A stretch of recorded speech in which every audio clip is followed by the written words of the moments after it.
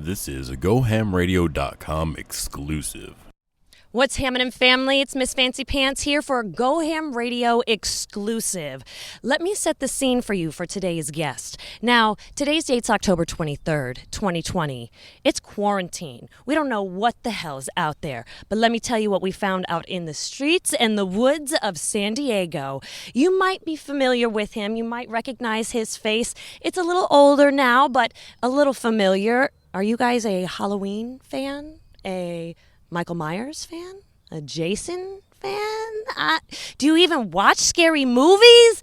Well, let me get you in. All right, so we've got a gem. He's not hidden. He's definitely out and about in the spotlight, but this time he's got another light shining on him. Originally started as an actor who's transitioned now as an artist, a rap artist. Let me talk about the only horror icon in the rap game is here in San Diego, is how I'm going to refer to it, because our guest today is none other than the one, the only infamous Daeg Faerch. So we're going to get into an interview with him. We're going to find out kind of a little backstory if you're not sure about who he is, how he started out, and why he's in Daegu and why he's repping. And so let's kind of get into it. All right. So, Daeg. What's good? Are you from San Diego? I'm born and raised here, yeah. Ooh, we've got to know. Okay, so born and raised in San Diego. Born and raised, so you're pretty young, but not too young. He's of legal age. So how young are you? I'm 25, just recently 25. Okay, recently. Ooh, what's your sign? I'm a Libra. Ooh, Libra. Okay, Yeah. on the scales. At 25, do you feel like you have kind of come into your sign? You're learning your sign? Do you even know about Libraism? I know a little bit about Libras. I've looked into it, seen that I am a Libra. It kind of confuses me on how like the stars and positions and stuff like that can really define who you are. But everything that I see about Libra is pretty much me. It's like super artistic, nice. It's like usually trying to find like the peace or like the middle ground type shit, and that's pretty much me. So.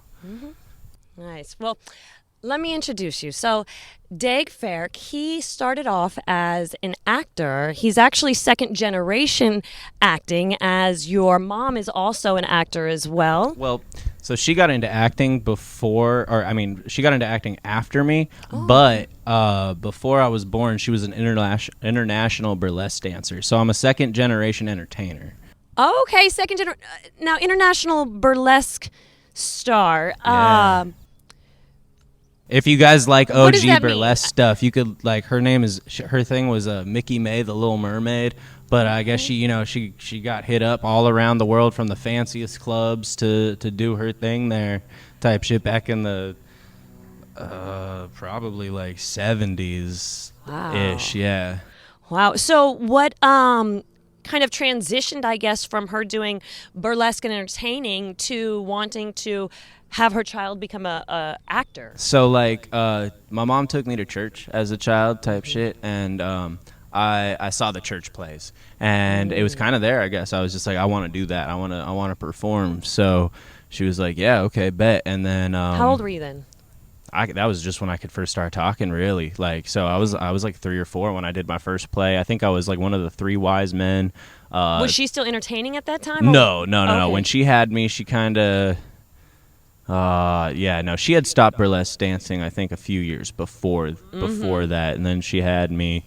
But then she saw that I just had a passion and a skill with the acting. So God bless her. It was only us, you know what I'm saying, out here. But she took jobs around being able to take me to location and auditions and shit like that. She was doing like medical transcription for a while, like high school umpiring type shit for those sports. But it took about like 7 years of the grind. You know what I'm saying? A lot of free work, a lot of student films, independent films. Before I got the Halloween. That was super cool. And then it was kind of like boom, boom, boom, because I did Halloween, and then like right when I was done filming Halloween, I think I did Hancock like a month later, and then like a couple months after that, I was in a couple episodes of Pushing Daisies. Then I took a break. I was a teenager, so I'm glad I took a break. But now I'm back at it, killing shit. Got new movies out, ton of music. So the break that you took, let's see, so the movie came out Halloween in 2007, and you were 11 when it came out, or when you filmed it. You were 11 when you filmed it, 12 when it came out. Is that how that worked? Probably, yeah, because my birthday is September 27th, so, like, yeah, that would make sense. And then, so you started 11, and then it came out with another movie. So probably, at what age was it, 13, 14, that you decided to take the break? Well, I didn't decide. It just kind of happened. I was being a dumb teenager.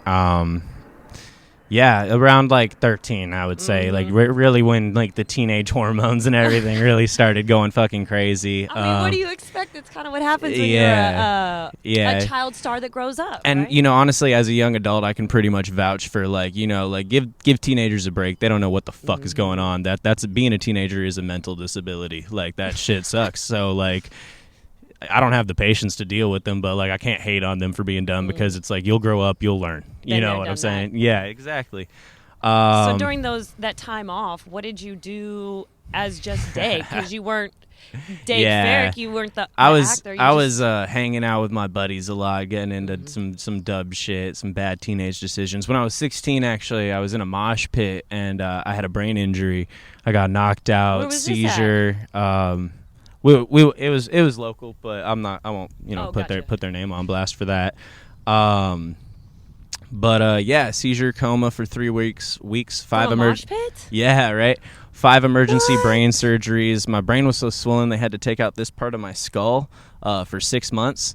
Yeah, I had to relearn how to walk and everything. And so music really, that's when I'd played piano and guitar and drums for a bit in my youth and shit, but then when I came out of the coma, the rap bug had me. I don't know what it was, but I was like, I've always liked rap music, you know what I'm saying? But like, I wanted to rap, and I was garbage. I remember when I came back to like, we're all need a little refinement when we start, right? You feel me? Yeah. But I remember like when I first started hanging out with friends again and shit. Like once after getting my skull put back in and all that jazz, and like trying to rap, and I remember them being like, "Oh man, you got like good flow, but you got to rhyme." You know what I'm saying? But like that was so therapeutic for me, the writing especially. If I ever felt clusterfucked, like what the fuck is going on? Like regrets or whatever type shit. Which I don't have any nowadays, but that shit would help so much. I also produce now too, and that's almost more therapeutic in a way, just because, so for example, we're limited to whatever languages we speak, right? So I speak English and like some French. It's more like Franglish at this point because I've kind of let it go. But like is not a word, right? But you can make a beat out of any sound ever, and that's just like limitless at that point. Man. So how long were you in the coma? About 3 weeks. 3 weeks, and then you came out, and you said you have a scar.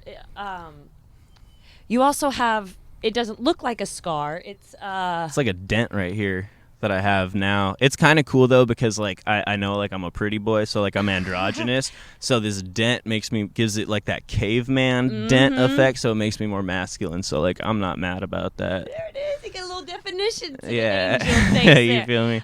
No, also on your forehead, you guys probably can't see it. We'll do a zoom up later to these. But he's got what looks like an invisible tattoo, a slightly invisible tattoo on his forehead. Yeah. Is that in honor of the injury, or can you explain that? So I've recently started getting more. So my first tattoo, my mom drew out for me because after being a burlesque dancer, she was a tattoo artist too. She was like, "Wow, you feel me?" Yeah. But she designed my first tattoo for me, and it has the hand of Fatima for Egyptian protection, evil eye to ward off evil.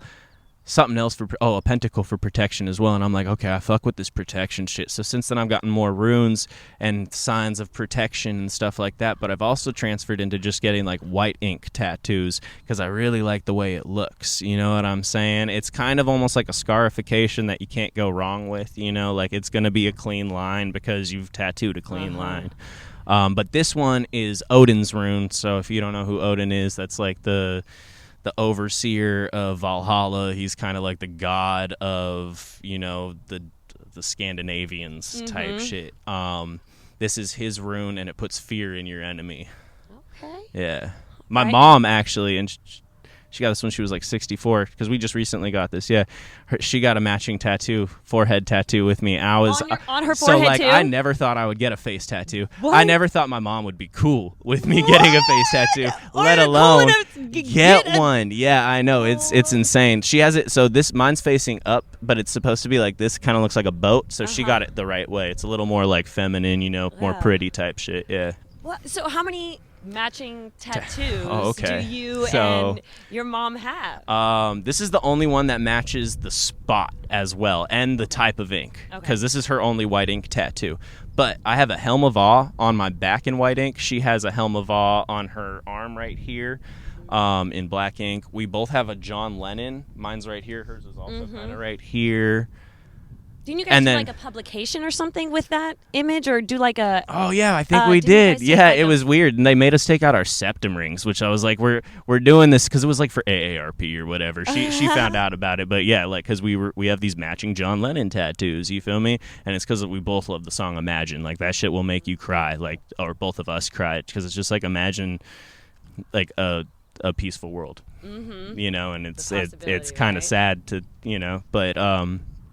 But yeah, it was kind of weird. I was like, but I guess AARP is more for old people. But I'm just so like, they wanted a matching tattoo, but no matching septum. Yeah, I'm like, all right, I guess. Wait a minute. She has a matching septum ring too, because I did a song like 3 years ago called Septum Gang, and I have a friend, Alan, over at what is it now? It was Jade Buddha piercing and tattoo, but he's the homie. He does tattoos and piercings and shit, but he pierced her septum for the music video Septum Gang. Yeah, so if you guys want to see a 60-year-old white lady get her septum pierced, look up Septum Gang on YouTube and you'll see it halfway through the music video. What? It goes with the drop too. Like there's a little water droplet for one of the drops in the beats and it just goes bloop. Okay, so how many matching tattoos are there? 1, 2, 3, 4. 4 matching tattoos. 1 matching piercing. Yeah. Of course, the genes, they just run through. Wow. And so acting, you guys do that together, and she started after you. So what inspired her to become in the acting game? So basically, like, I would do these films and, like, with short films, student films that are free work. Sometimes people just don't show up, and it's kind of fucked up. It's actually really fucked up, but it's like sometimes they just don't. And so my mom was like, well, I've been on enough sets now, and I've been an entertainer for a lot of my life. Like, so she started kind of just stepping in when people stepped out type shit, and then since then she's been on American Horror Story. She's if you guys like EDM music, Yultron. She's in I Want to Be a Raver. She's like the rave queen in that shit. Yeah, it's wild. She's gotten some pretty cool work since then. She's on the Tim and Eric Awesome Show. One time, this was way back in the day, like one time my friend saw like her episode at like 2 a.m. and it was probably like stoned or some shit too, and she was doing some weird shit. It was the Tim and Eric Awesome Show, you feel me, on Adult Swim at 2 a.m. and he asked us the next day like if that was her on it, and we messed with him. We were like, nah dude, like you were probably just high, like what the fuck. But it totally was her. Yeah. That's so crazy. And, I'm assuming she is the one who makes the cameos in all your music videos. Yeah. And also you were doing some live quarantine concerts. Yeah. And she does during the intermission. Your wardrobe change comes through and does some. She's also on a song of mine too. Yeah, a while ago or like a few months ago, I dropped a tape called Pieces. It's like it's kind of like a ghetto based up, like fun type of like just ratchet tape. But I have a song on there called Fam. I mean, I ghost wrote the verse for her type shit, but she's on it. Young May. Young May. Yeah. Okay, from Mickey May to Young May. Yeah. Okay, now man. I kind of wanted to play on it. How like Big Sean is like. Well, I mean, he's gotten buff now, but but he's still kind of like a shorter man, right? So it's kind of like playing on the opposite type shit. I'm like, all right, since you're an older lady and like, with the face tattoo, I'm like, yo, if we brand you right, your music might be popping before mine. Like, that's dope. So it seems like you guys have had a real like bond through just growing up. Yeah, she's one of my best friends, like just point blank. Yeah, she's been like there down to support for whatever, me. Support and just. Has there ever been a time when you didn't feel that bond? I mean, when I was a teenager, but like I said, like that's basically having a mental illness for a little bit, and I was on some fuck shit. Also, just this is wild. So I like when I was 13, right? I really had like no confidence or shit like that. I didn't think I was cool. I came across this website and you could like lease your soul to the devil, and I was like, okay, that's probably fake, but like whatever, I'm gonna do it. Like Let's see how I put 3 years, right? Like I'll lease my soul for 3 years just to be cool. Yeah. And the following 3 years, I was doing stuff that I thought was cool at the time. I had, I thought I was cool as fuck. 3 years later, I had that brain injury that damn near took my life. I'm like, yo, did I really lease my soul to the devil? Like, man, be careful what you do online. Like, I didn't think that was true, but something in there. Damn. So you wake up. Okay, so now I'm fasting. I'm like, story time, right? So I'm going to sit down so I get this whole story time, right? Okay, so you're out of the hospital, and he's gotten through this epiphany where he now wants to rap, and you've started doing like freestyles and stuff with your friends. You've got decent enough friends to, not just be yes men, but to also give you some constructive criticism and say, you got the fire in you. You just need to make sure that the flame is the right thing. Okay, so now you start rapping. And you are utilizing this as therapy as you're coming out of your teenage years, and you come out, you use music as therapy. And when do you decide to become public with your music? I don't know, man. I started dropping music on SoundCloud, and I haven't dropped on SoundCloud for a minute. It's like garbage. I think it's still up there. But I think when I was like 18 or 19, that's when I got a laptop. I got a laptop, and then I got and I had a mic. So then I just went to Guitar Center and got like the cords and a mic stand real quick. So I was able to do everything just myself. You know what I'm saying? And that's kind of when I started posting stuff. I'd say for the past, all of 2019's music is pretty fire. Some of 2018 is pretty fire, but that's where like the fire really started fucking. I found my flow, really, my voice in the rap. Yeah, he hit his 10,000 hours, y'all. He's got it through. Now, okay, so I was doing some research and I saw. So you started off with your artist name. So what was it? 2016 you were Daeg. 2017 you were Daeg Fuego. Yeah, what was Daego? But like Fuego just kind of went with it too. I mean, because we're SoCal, right? It's just hand in hand, right? So if that fire started hitting that Daeg Fuego. All right, so Daeg Fuego, and then Daego, which is really a great play on words, being from San Diego, being able to, and my name is Daeg, but spelt differently. I guess it's also a racial slur for Italians, so that's one of the reasons I ended up changing it, because my mom kept telling me about that, and I was like, I mean, nobody in my generation who's going to be listening to my music knows about that, but like, okay. And then Great Daeg just works out so much better, low-key. Like, I'm a Great Dane. I'm Danish, right? Daeg means the daytime in Danish. Have a great day. Everybody loves a great day. I have a song called Love a Great Day because it's like everybody loves a great day. Right. Yeah. That's the evolution to Great Daeg. It seems like it hit right at January of 2018. Did you have some kind of New Year's epiphany where you're like, new year, new me, new vibe? That must have been it, because I don't really remember. I think it was right around when I think Junk in a Trunk with my homie Q Hype was like my first like, yo, we're doing some shit. We put down a little bit of money too for a music video, you know what I'm saying, and some studio time. All right. So like, and like he's one of my more like swaggy friends too. So I was like, all right, I got the rapper swag now, you know what I'm saying? But yeah, I mean, it's a steady evolution, because the only thing that's steady in life is change. Right. It seems like you've been mentored very well. I think personally, because like my mom had me when she was 39, so like she's like a little older, experienced type in shit. life, Yeah, so type shit. So she put me on to a lot, and she hella had a life too. Like, I mean, Well, you say you're Danish, right? Yeah. So were you born in Denmark? Or? No. I was born here in San Diego. She was born in Canada, but her parents were born in Denmark. But she's 100% Danish blood. My dad's not part of my life, so I just say that I'm 100% Danish blood, too. Okay, so she's Canadian then by way, or I'm actually American by way of Canada, right? Yeah, and I'm dual citizen to Canada because my mom got that set up when I was a baby. Oh, okay. Yeah. How often do you go to Canada? It's been a while. I used to a lot more when my grandma was alive, but she passed RIP like a few years ago. So there's no real reason for me to go up there anymore. I mean, I love Canada. It's low-key like a lighter, nicer vibe than America, you know? Yeah. But yeah. That's dope.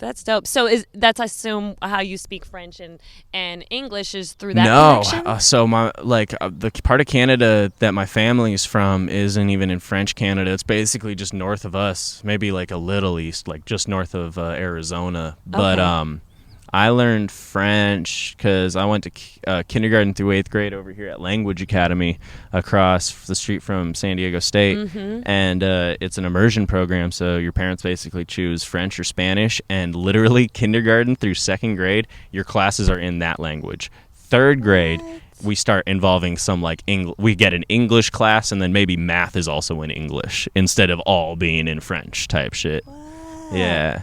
Wow. So has it really helped propel you? I mean, it had to because you spoke French when you were in Hancock, right? Because it was actually, I don't think I spoke French at all. I said le petit. So, it's a little thing, but it was more just like a French accent. It was funny because they said that they wanted somebody who had lived in France for like 2 to 3 years or something. But since I had at that point, I was in like 7th grade. So I went to kindergarten through 7th grade at French school. You feel me? So we submitted. I had my actually 3rd grade teacher of that school help me like perfect the shits. And then, went and did it. And but actually it's cool because both Hancock and Halloween, I think I got off of my first audition. Like they were just like, he's hired. That's great. The irony is that it's the same name. Yeah, right. Michael and Michelle. And then fucking, it's funny too because the stepdad in Halloween, he's like, oh, Michelle, my belle. Yeah. And it's funny because he does.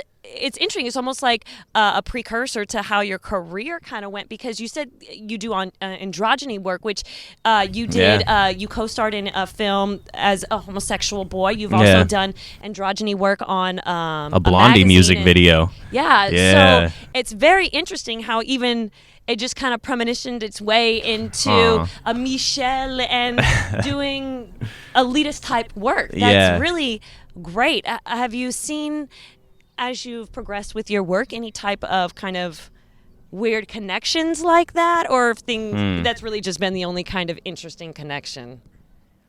That's probably it. I mean, I'm sure we could if we were really reaching, we could. If we were really reaching and thinking real hard, we might be able to find something on some flat earther shit or whatever, But yeah. Awesome. Now, what I want to focus on now really is your music and how you have gone from just becoming Great Daeg to now walking as Great Daeg, living in a purpose and coming out, dropping music. You're dropping music so rapidly. You've done features on Tech Nine's Bitch Slap with Hobson, and it's some others, and it's just the elevation has been, I mean, pretty quick, for someone who has taken a break and then come back. It's almost like you came back full force.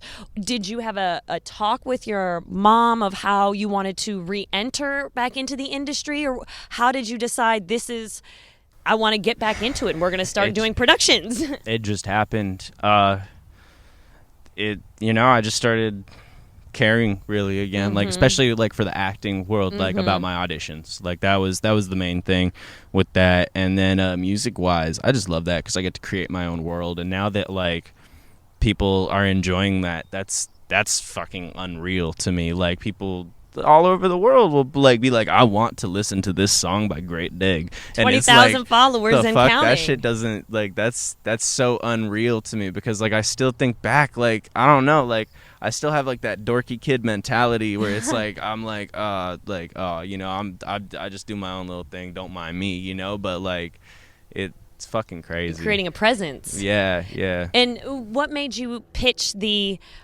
only horror icon in the rap game. What made you find Well, basically define that lane and live in it? So, like, I mean, I'm a horror icon because of the Michael Myers thing. I'm not the biggest horror fan, honestly. I like vampires and, like, dark clothes, but really, other than that, that's, you know, I don't fuck with the whole spooky shit like that. So, at 11 years old, being the young Michael Myers on Rob Zombie's 2007 Halloween film, doing that, and even your music that's got, like, the horror-esque, it's not something that you personally... Well, like when like so for like Vlad, for example. Your song, Vlad. Yeah. I love that song because it's a vampire song. You feel me? I love that dark vampire shit. The reason my hair is long is because of Interview with a Vampire. I saw that when I was 4 or 3 maybe, and I was like, that's me. Like I want to be them. So I grew my hair out and it kind of dope movie, by the way. If you haven't, go check out Interview with a Vampire. I think they're talking about remaking it in the next couple of years. So Anne Rice, hello, hire me. I'm your Lestat. Hired.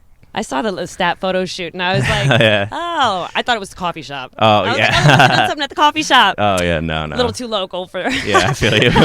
Like, what? Okay, so you're getting now into the horror icon of the rap Yeah, game. oh, yeah, Why but... are you deciding to play on that? If it's not really... So, like, I mean, being the only anything is always hype. And a lot of these big rappers love horror. That's how I have a song with Tech Nine.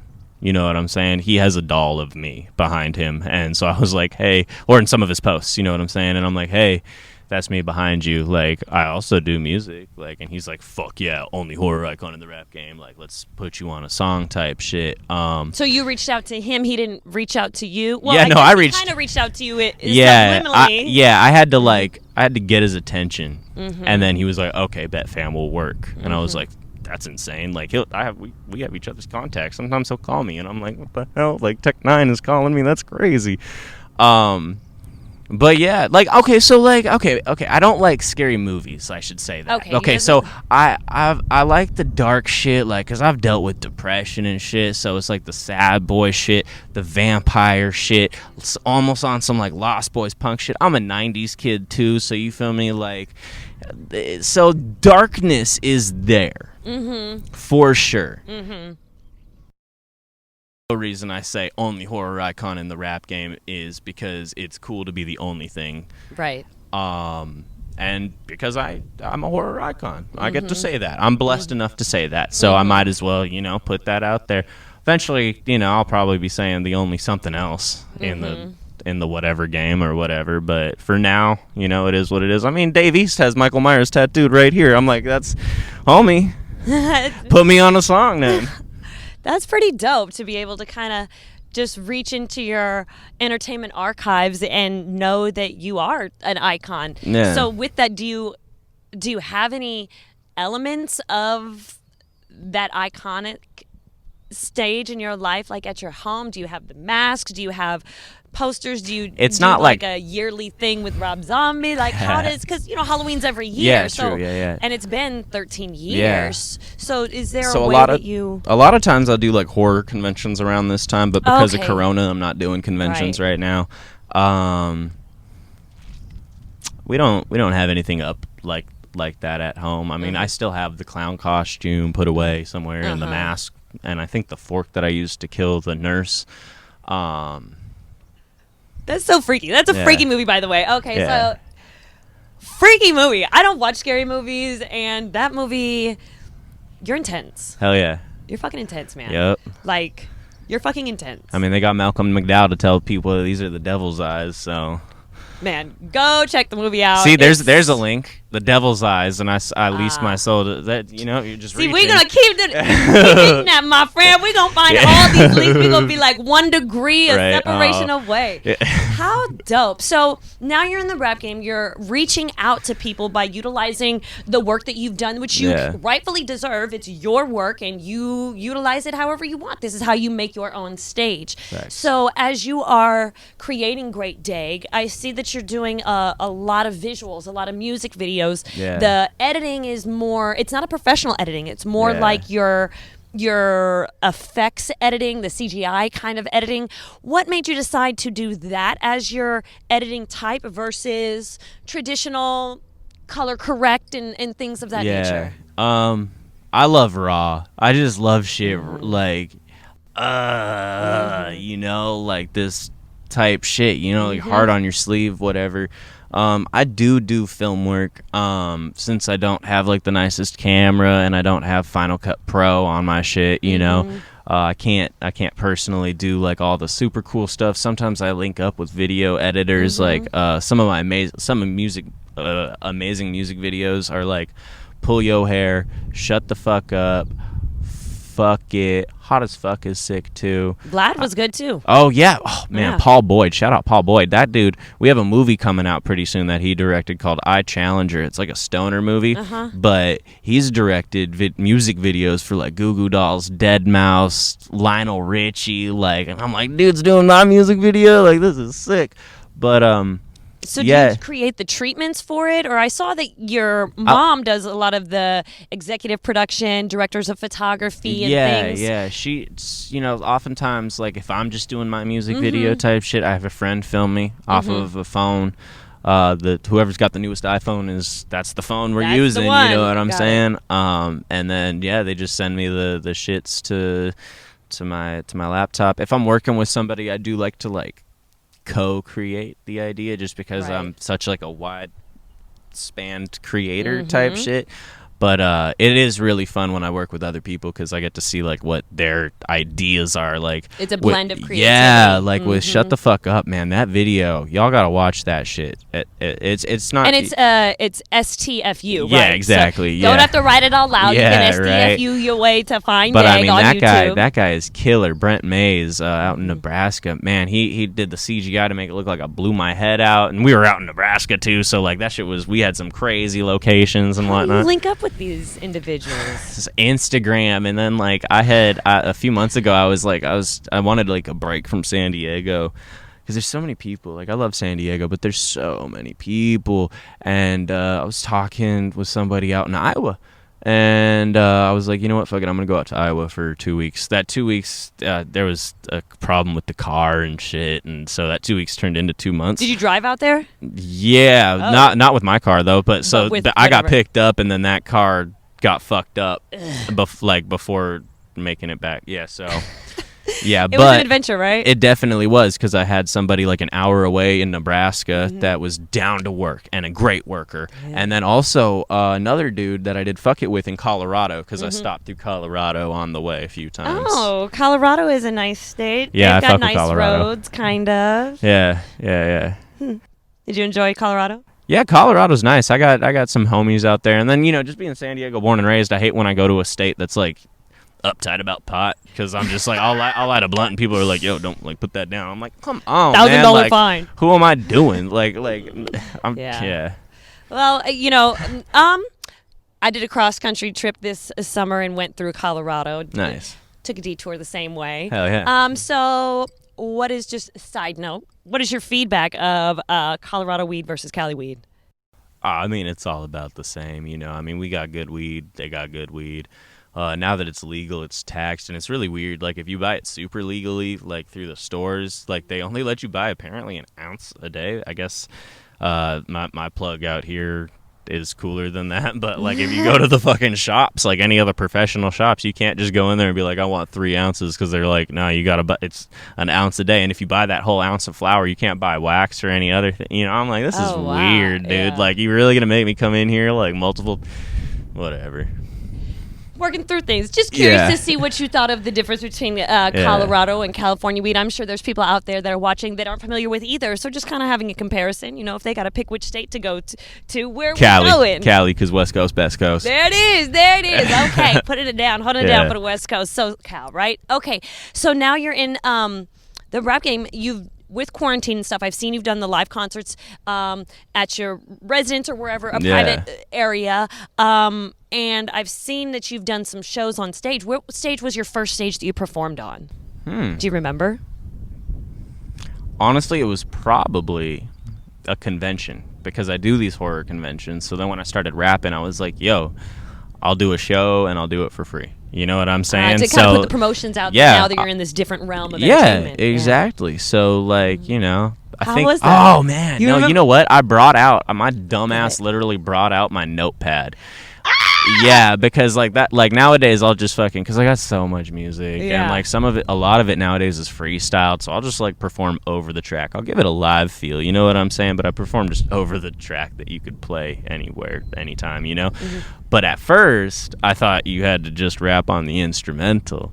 So like, yeah, that first show, I started with like remembering it and then being like, oh fuck, I'm pulling the notepad out, and then being like, what the fuck am I doing? And then just kind of freestyling the rest of the show. But yeah. Well, so is that now when you perform, you do voiceover tracks, or you perform over tracks, not instrumentals anymore? Yeah, so you don't have to well, worry because after a few of those shows, and I'm like, how the fuck am I supposed to remember all these fucking lyrics? Like, what the fuck? practice, bro. I know, but still, like, I don't know. It just wasn't. I don't know. But then I looked it up. To that level, I looked it up, and like, you know, these big people who you could maybe categorize the same as me are doing the exact same thing. So I'm like, if they're fucking doing it, you know goddamn well I'm gonna do that shit. And I give it a live performance. I'm not gonna be one of those people that just like come in, let it play, and be like, ooh. You know what I'm saying? Like, I'll rap over it, give it a feel and shit, you know. Okay. Yeah. All right. We're We'll going to get make you there, greater, Daeg. We're going to make you greater, Daeg. The greatest There we Daeg. go. That's the okay? final evolution. That's, you know, an opportunity, help, and mentorship. We're just going to do a little course and level up a little bit, and then all of a sudden, he going to be better than the people on the voiceover tracks because he don't have to do that, right? All right. Facts. So, okay, so now you're performing. With the quarantine and stuff, how has that been for your mental health? Oh, I like it because, like, I mean, obviously I love performing. Like, I'm a performer over everything. So it's fun. It's nice. And then I've just been working on music a lot. Just like the other day I recorded a 3-song mixtape, kind of like a Ghost Maney Night Lavelle feel. All because Ghost Man dropped his new tape. Yeah, that the Anti-Icon. That shit goes, if you fuck with like metal and rap, like, well, fire. it seems like you fuck with a little metal and rap. Yeah. So tell me, who have been some of your pivotal or instrumental artists, or, you know, people that you look up to, icons? So like, I love like original like acid rock type shit, like the Doors, and I got the Beatles tattooed on me. You feel me? Jimi Hendrix, shit like that. Love reggae. My mom basically raised me on reggae, Billy Idol, and Blondie. Oh, Billy Idol is like my idol. I love Billy Idol. And speaking of Blondie, weren't you in a music video for Blondie? Yeah. That shit's called Fun. I was like the star in it. Me and Raja. Yeah, that shit was epic because I Check love out Blondie. Fun. Yeah, that shit was amazing. Okay, so Blondie and Billy and okay, so then now let's and then fast forward a little bit. Yeah. My first favorite rappers were Tech Nine, Busta Rhymes, and E40. Oh, okay. He got 2 out of my top 3 already on There his we go. top 3. Nice. E40, I got to fill with somebody else. Okay. Oh, really? Oh, yeah. Okay, so you know E40. Yeah. I You feel have you. to interview me to find I out who feel my you. top 3 is. I'm gonna let you know Tech Nine and Busta Rhymes is right at the top. I damn Hell near yeah. got kicked out of every one of their fucking concerts for being too fucking late. Nice. That's a whole nother situation. Busta, fucking dope. All right, Tech is dope too. So, Yeah. Um. And then for stuff I- like nowadays, right? Yeah. Like, I love that sad shit. I love that like sad Like more boy shit. Night emotional? Lavelle, yeah, Bones, like fucking Ghost Main type shit. I don't really listen to metal like I used to. I think I mostly just listened to metal back in the day to mosh. Yeah. You know what I'm saying? But I really fuck with Ghost Man. I like that. It's just I fuck with that, and yeah. Did you ever have you ever been a fan of like an alternative rock? Because listening, so your sound is unique. It's got the deep voice that resonates, and it does. It's got a nice complement with the beats. Your Thank you. producer, Denmark. Denmark Boom, that's me actually. I was yeah. gonna say, I work with other producers too, There's a lot of but Denmark Boom, and I was like, I yeah. wonder if. No, Denmark Boom is me. So if you like any Denmark Boom beats, hit me up and we can get you a Denmark Boom beat. There it is.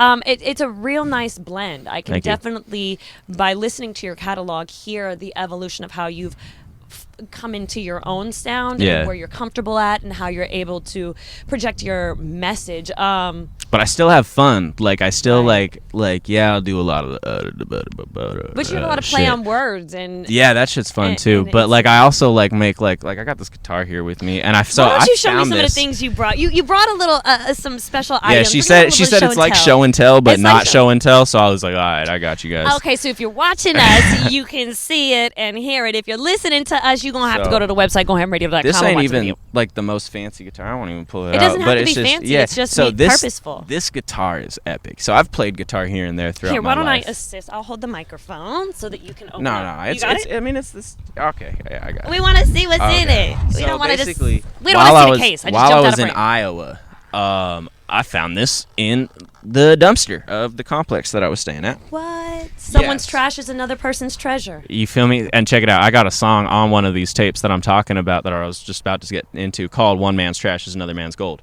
But so the day before I found this guitar, I mean, I drew on it and shit a little bit. Great Daeg, put these little faces right here, acoustic. Oh, I like this. Is this like a logo that you have for the? Okay, kind of. We might be getting kind of an exclusive thing right there. Ah. But so I had dope. just watched the movie. I think it's like My Name Is Dolomite or just Dolomite or some shit like Dolomite, that. yeah. Yeah, with Eddie Murphy in it, right? And that shit hit me. I don't know what. And then the next day I found this and I was like, yo, this is a sign. I need to make a folk tape. So I don't know the chords and everything like that, but I mean I play enough music to kind of hear when shit sounds good.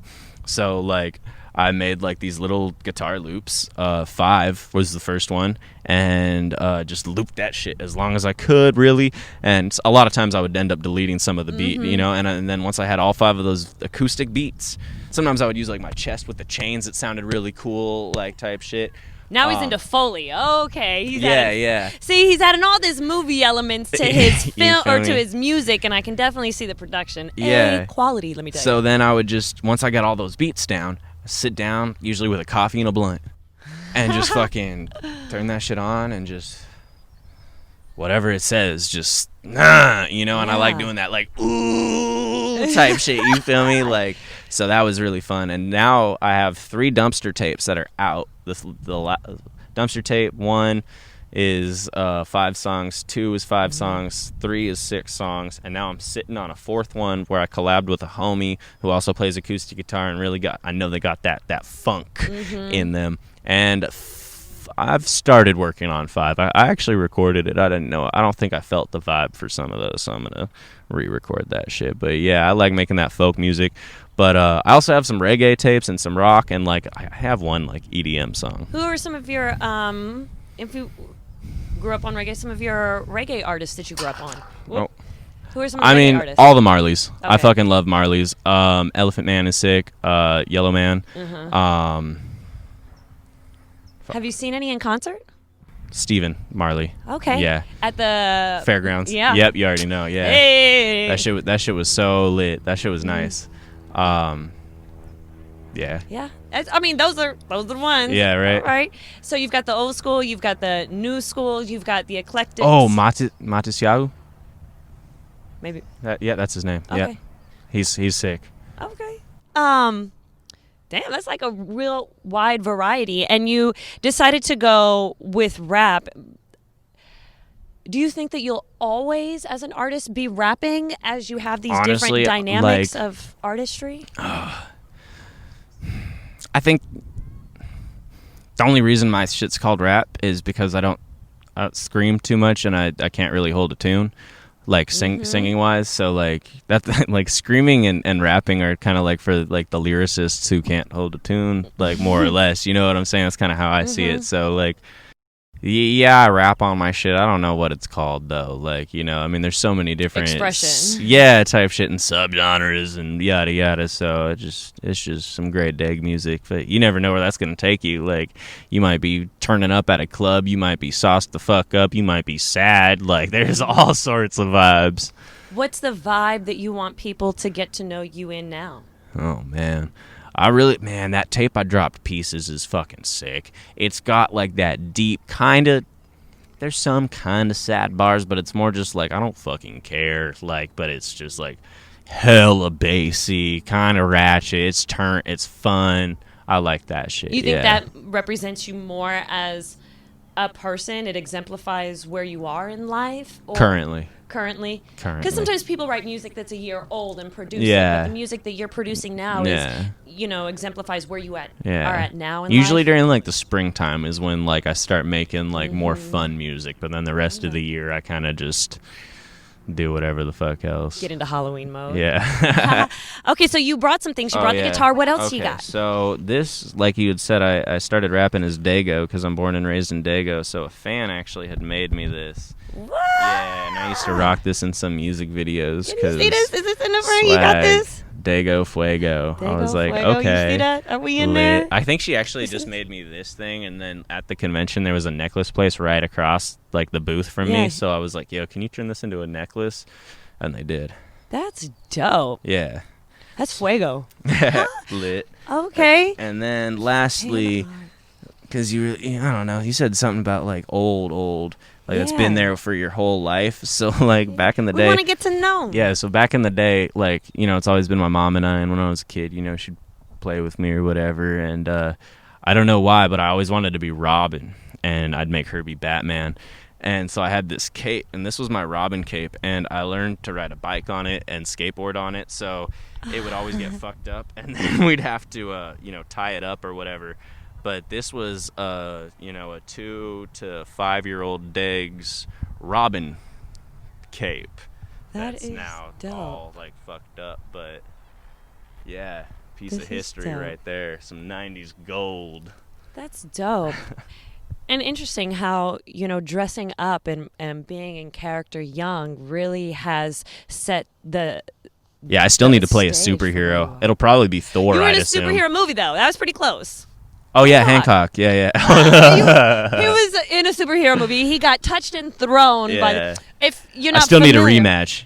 Pick on somebody your own size, Will. Ooh, if you're not familiar, Daeg also was the little French boy who got thrown by Will Smith in Hancock in one of the beginning scenes of the movie. How has that been working? I mean, even with Will Smith. Fucking insane, like, dude. Because you said you're a '90s kid, so like you had to have grown up on Fresh Prince of Bel-Air. I mean, and oh my God, just Will Smith is like so like. He's pretty down to earth too, right? Yeah, no, great guy. Like we ended up playing video games one time while they were setting up set and shit, and then I'll remember this probably till the day I die. The day of the red carpet for Hancock, I think, was the day I hit puberty for sure, because my voice was breaking, or cracking, whatever you call it, and he came up to me on the red carpet with his family and was like, "What's up, Daeg?" And like, dude, it took me so much not to just melt right there. You feel me? Like I saw Queen Latifah behind him too, just in her like a sweatsuit. I'm like, this is unreal. Like, what the hell? And, like, Mama, we made it. Real shit. Yeah. You feel me? But yeah, it's wonderful. Hopefully, I can't wait because on Bitch Slap, right? That's got Tech Nine, me, Corey Taylor, Hobson, and even at the very end, a guitar solo from Tom Morello, who's like the guitarist of Rage Against the Machine and shit. I hope we do a music video because I've never met any of them face to face. Oh, actually, so when I was 18, I went to a Hobson concert and he ended up bringing me and like 6 other people who said we could rap up on stage to drop a hot 16. I wasn't the worst, I wasn't the best, but I think it'll be cool if I re-see him like, do you remember me, like type shit. But like, yeah, I really want to. I feel like that music video would be fucking epic. I think it'll come. I think it's going to come. I think it probably has a lot to do with quarantine and trying to keep things at a safe distance in that sense. A lot of movies and shit have been on hold because of this. Tech comes to San Diego many times a year. Many times. Sells out all of his shows. So don't be surprised. He's already got a show, a virtual show that he's doing in November. Yeah. Don't be surprised when Strange Music comes back to San Diego sometime next year and they're doing Bitch Slap and out comes Daeg, probably in some kind of dark shit, probably wearing the mask of some sort, or just makeup. I'll be wearing lots of makeup. Do you do your own makeup? Yeah. Your own hair and makeup? Are you your own stylist as well? Yeah. Everything you just. I mean, honestly, sometimes I'll have to double check shit with my mom. I'm like, yo, what pair of pants would you wear with this shirt? And she's like, that one. And I'm like, yeah, okay, that's what I was thinking. But like, yeah, it's mostly all me. Some people will be like, damn, how do you do your makeup? And it's literally like, I just take my pinky or this finger put it in the eyeshadow and just start like rubbing it. You don't want to rub it too hard because you don't want to fuck up your eyes, but you just fucking rub it. Like my shit's more grunge makeup anyway, so it does not need to be all like bat winged or whatever the fuck, perfect, yada yada. It's just blobs of color. You got almost like this San Diego Kurt Cobain kind of essence, but a little more down to earth. Actually, a lot more down to earth. Hell yeah. Kurt was so far gone, but being down to earth, and it's dope because that's essentially what we're trying to do here with GoHAM Radio, is to be able to shine a light on all these gems that we've got in San Diego that are really doing things not only in the world but in their own lives. They're growing up and growing into themselves, growing into purpose, and it deserves to have a light shine on them. And Daeg, we definitely appreciate you being able to give us time to be able to show who you are, not just who you portray. Because, you know, Halloween, of course, people dress up as you. They do all of that, and there's a character that you play. There's tattoos of my 11-year-old face, How like weird all over is the that? world. Like, that's crazy. But now to grow up and to come through your puberty essence and to come back into the world and decide, I'm great Daeg, and this is how I'm going to walk and live in purpose, and to be able to creatively express yourself, be able to be independent and have all of that control, because you could get signed immediately and lose all control of your creativity. So being able to do your own makeup and to be able to present yourself the way that you want to be perceived really is something powerful. Totally. Well, I got lucky enough early this year to get signed with Sony, and they offered me two contracts. One was like a full sign, you know, and that would come with money up front and shit. And I was like, that money right now sounds nice, but partner. That way I can still do my own shit just in case. You know what I'm saying? So yeah. So do they own not royalties limited. Or do you own royalties? If I upload through them, they own some of the royalties. If you upload through Sony. So is that why you keep a lot of your music like on YouTube as mixtapes and stuff like that? Or how do you decide if the music is going to be uploaded for a Sony or not? I honestly just dropped, I think it's been a while since I've dropped through them, but I've dropped The Wicked Wicked West, Trash Fire, and maybe I'm Not Coming Down. I'm not sure if I uploaded that one or not, but those are the only 2 or 3 projects that I uploaded through them. I'm just waiting to see what happens. You feel me? Like, where the views at, homie? Right. Like, So if we're partnering, I need to see what what are you doing for me? Table? Like, because I'm doing everything. I'm doing goddamn everything. I mean, sometimes I got a beat from a homie, you know, or whatever, like some film work, you know. It's just creatives that are like, they realize other people are creative, and it's like, you're on the same fucking path. Let's just fucking work. You know what I'm saying? But yeah, I mean. So as a partner, you still have your independent rights too. It's only definitely. if you choose to affiliate, you still have the option for that. Yeah, but since I drop most of my own shit just on my own shit, I own that. That's all me. That's dope. Yeah. So have you trademarked Great Daeg, or do you own it? Well, it's your name, so I guess I don't know if you can even trademark that. I think I did a while ago. Copyright it or something. When you were in acting, you probably did Daeg Faerch. Probably some shit. I don't know. I be doing a lot of business. So like, my mom is my momager, and then I of course have like I think I got a music manager, kind of. It's kind of a situation, you know what I'm saying? But then I also have like an acting manager. But a lot of times, like, those acting managers will just talk to my mom, and then my mom will talk to me, just so like I don't have to deal with all the business. Like, I don't fuck with the business. My mom gets a cut of my shit too, because she helps with the business. I'm just trying to be a pretty little flower. Let me do my fucking art. You know what I'm saying? I don't want to think about that shit. Right. Well, we're definitely excited to see all the great things that are definitely in store for you as an artist, as an actor, and just as an individual. Hell yeah. Being someone who is finding purpose and positivity, and just trying to discover all the hidden talents that you do have. Facts. So we definitely appreciate your time, your talent, and make sure you tap in with Daeg. You can check his music, Great Daeg, Daeg. It just went bang in my head, that's a grave shift. It just went bang, now I'm dead in a spaceship, flying around town in the back with a halo. Put about 4 in my drink, that's my fuego. I got a headache, I got a headache, I got a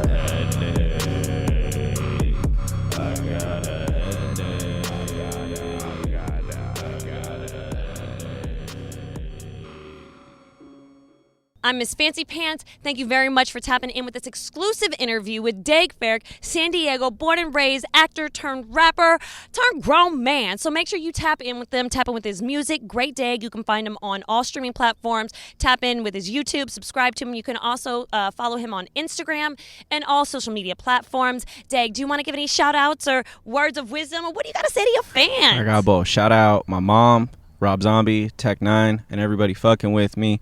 Words of the wise, smile more. It's contagious, and it might pass all the way around the world and back to you when you really need it. Man, there it is. Words from the guy himself. Great Daeg. Make sure you tap in with him and GoHAM Radio, where you can find this and other dope exclusive interviews. GoHamRadio.com. This has been a GoHamRadio.com exclusive.